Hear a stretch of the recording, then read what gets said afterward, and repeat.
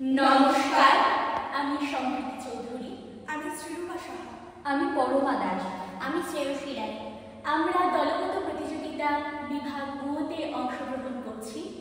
সর্বভারতীয় সঙ্গীত ও সংস্কৃতি পরিষদের অনলাইন সাংস্কৃতিক প্রতিযোগিতা 2025-এ অংশগ্রহণ করেছি।